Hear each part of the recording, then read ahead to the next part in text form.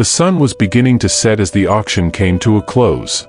The auctioneer wiped the sweat from his brow, announcing with little enthusiasm, "Final lot, folks, an adult bull, undocumented and weak."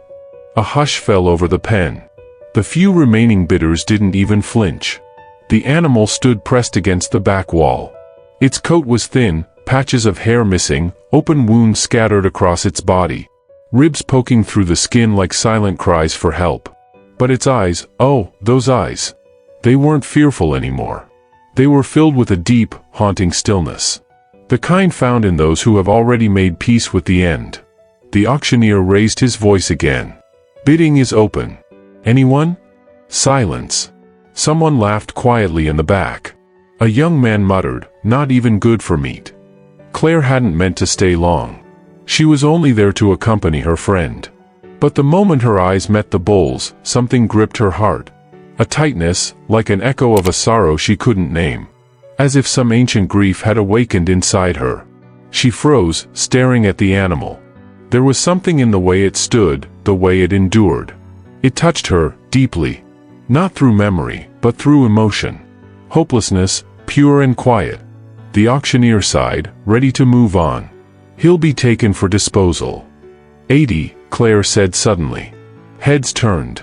Even the auctioneer paused, startled. 80? Sold.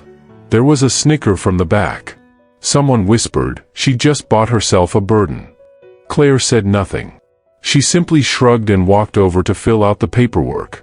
On the drive home, the bull collapsed twice in the trailer. One of the farmhands remarked, "This one won't make it a week, miss." Claire looked through the small window at the bull. It was lying in the corner, breathing heavily. But its eyes were still open. "As long as the eyes are alive," she said quietly, "there's still hope." When they arrived at the farm, everything was still. Lucas, her helper, offered to unload the animal. But Claire insisted on doing it herself, slowly, gently. The bull stumbled but stayed on its feet. He had no name. He had no strength. He had nothing. But he was alive. Claire stood beside him in silence. Then slowly knelt down and sat next to him. Not as his owner, but as someone who understood pain, and the quiet fight to keep going. Some visitors came out of curiosity. Claire always welcomed them patiently, showing them the bull, telling his story, but never with pride or show. He was saved by time, food, and a little faith, she would say, and a stubborn heart. His, and mine. One cloudy day, with a crisp wind dancing across the fields, Jatoba slowly walked toward Claire. She was resting against the trunk of an old tree. Without haste, he pressed his heavy head gently onto her shoulder. Claire didn't move. She simply closed her eyes, and let the weight of the moment sink in. It felt like a hug, from someone who couldn't speak, but felt everything. And in that stillness, Claire understood something deeply. That saving a life isn't just about lifting a body. It's about believing when no one else does, caring when no one wants to, fighting even when you have no guarantees. And deep down, Jatoba wasn't just a bull. He was memory, healed through pain. He was the answer life gave her. After so much silence, Claire whispered to the wind, "Now tell me, how many times have we passed someone, fallen, weak, forgotten, and thought they were worthless? How many stories were buried, untold, just because they didn't shine on the outside?" Jatoba had been ignored, discarded, sold as if he meant nothing. But one chance, one person, who looked at him with a heart, not with haste, was enough. So, how many lives, do you think, could change, if they were simply given that? People now spoke of the bull with pride. The owner brought a purebred back to life. No one around here has ever seen anything like it. At first, it was just murmurs among the neighbors. Then word spread, to other farms, nearby towns, across the region. The unknown, dying bull found on the brink of death was revealed to be a purebred, a rare gem of one of the most valuable bloodlines. And more incredibly, he had made a full recovery, with the strength and spirit of a young sire. Some didn't believe it. Others begged to come see him in person. Claire kept Jatoba home, gently declining every offer. One offer came from far away. A wealthy and respected breeder sent a technician. They offered a large sum, promised the bull would be well cared for, praised, showcased. Claire simply replied, "Jatoba isn't for sale. He has his story here. And so do I." They pushed again, talking of prestige, genetics, recognition. Claire only smiled politely, offered them coffee, and walked them to the gate. That same evening, as the golden light stretched over the barn, Lucas arrived, a stack of newspapers tucked under his arm, and a quiet smile on his face. "Take a look at this," he said, handing Claire a folded page. In the center was a headline. "Bull rescued from oblivion turns out to be rare breed. The story that moved a farming community." There was a photo of Jatoba, standing tall against a backdrop of the pasture and the old wire fence. A visitor had taken it weeks ago, unnoticed. "This is all over the farmer forums," Lucas said. "Even people overseas are commenting." Claire read the article in full. She didn't say a word, just folded the paper carefully and placed it aside. Then she looked at Lucas. "It's all beautiful, but that's not why he's here." "I know," Lucas replied gently. "But after everything, he deserves to be seen. He deserves the recognition." Jatoba grazed nearby, surrounded by silence and respect. Sometimes Claire would just watch him. For long, quiet minutes, as if she still couldn't quite believe he was real. Jatoba would often come closer now, welcoming touch, sometimes resting his heavy head gently on her shoulder. It was a quiet, profound connection, a bond that didn't need words. In the following days, the visits became more frequent. Families, students, veterinarians, wanderers. Many had read the article. Many came out of sheer curiosity. But most left, changed. Lucas stood in the doorway of the porch, arms crossed, watching Jatoba graze peacefully in the distance. "When you told me you bought him because of him," he said softly, "I prayed that this bull would survive. I really prayed. I couldn't bear to see it all happen again." Claire sat quietly, gripping the edge of the folder in her hands. Her eyes welled up, but she didn't look at him. "I did the same," she whispered. "Every day. I still remember him. His smile." Lucas looked down, his voice almost caught in his throat. "Kaio was a good boy. He didn't deserve what happened." Claire inhaled slowly. Her voice, when it came, was low, but steady. "When I saw that bull, abandoned, forgotten, so broken, it was like seeing Kaio again. The doctors gave up. They told me there was no hope. Told me to let go. But I didn't. I stayed. I fought. I held on until the very end." She paused. Silence wrapped around them, heavy, but needed. Lucas didn't try to comfort her. He simply stood there, close. "In some way," Claire continued, "I couldn't let it happen again." They stood together, gazing across the field as Jatoba lay down beneath the shade of a tree. A soft breeze carried the scent of warm earth. Time itself seemed to slow. Claire held the folder close to her chest, took a deep breath, and said, "I don't know what this bull will become. But here, he'll have respect, care, and love. The things my son Kaio deserved, but never got the chance to receive." Lucas nodded slowly. His eyes glistened with tears. No words came. The bull raised his head, looked in their direction for a brief moment, and then closed his eyes again.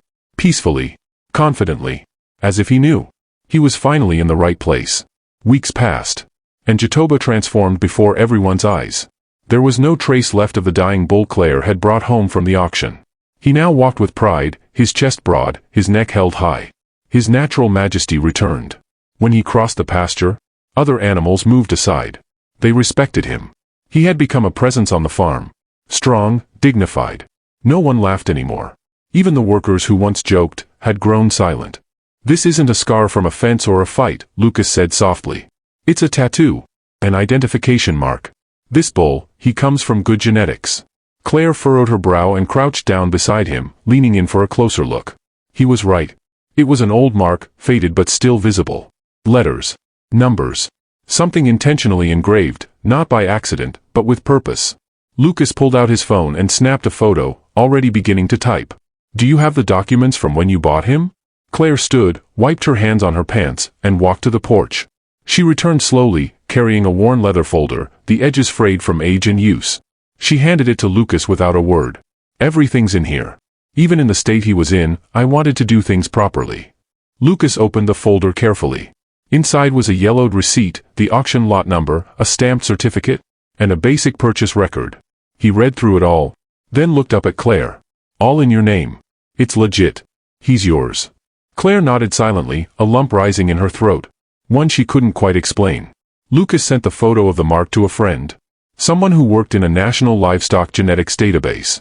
A man used to tracing bloodlines, crossbreeds, rare pedigrees. That day, he said nothing more. Just gave a quiet nod goodbye and drove away. 2 days later, Lucas returned. He stepped out of the truck with a large envelope in hand, and a serious look on his face. He walked straight up to Claire, who was sitting on the porch, sipping coffee from a thick glass mug. The results came in. Claire stood slowly and took the envelope. Inside were printed documents, technical details, names, registry numbers, bloodlines. And right there, in bold letters, confirmation. This wasn't just a bull. This was a purebred from one of the most prestigious breeding lines in the region. Born on a prize-winning estate. Descended from champion sires, bulls featured in national selection catalogs. Claire kept reading, unable to take her eyes off the pages. Her fingers trembled slightly. Lucas continued. The breeding farm shut down.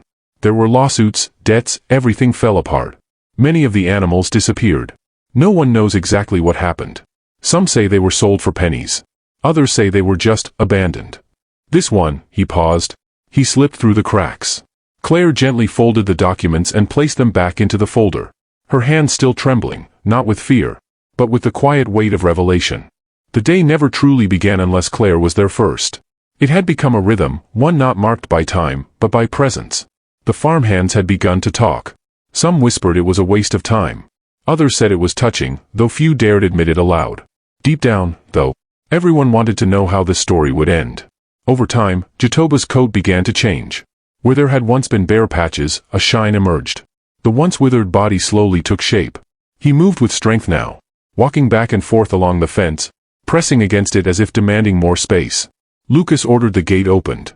He let Jatoba graze freely, always under his careful eye. This was no longer just a sick animal. This was a survivor. And in his eyes? There was something different. Something no other bull on the farm carried. As if he knew something no one else here did. Jatoba walked with purpose now. He was not the broken creature that had once arrived at death's doorstep. His coat gleamed in the sun, thick and full. Its original color restored. Muscles rippled beneath his skin, revealing the powerful frame that had nearly been erased by neglect. He moved slowly, but with confidence. Pausing to graze, then raising his head with quiet dignity.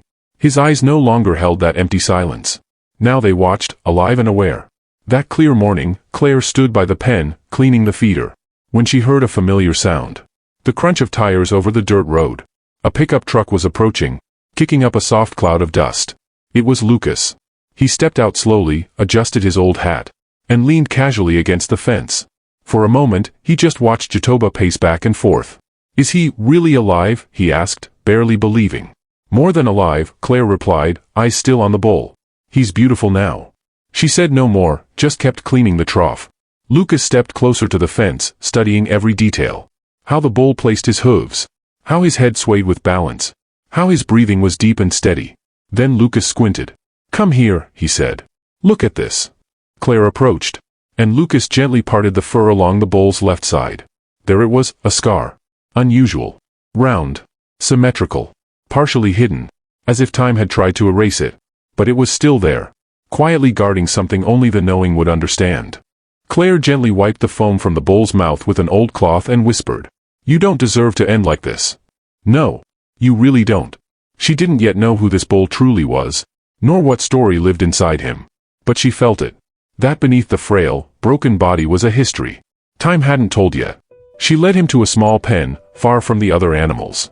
There, she placed a clean barrel filled with fresh water, and prepared a meal, bran mixed with fresh grass. The bull barely moved. He just lay on his side, eyes half open, breathing slow and shallow.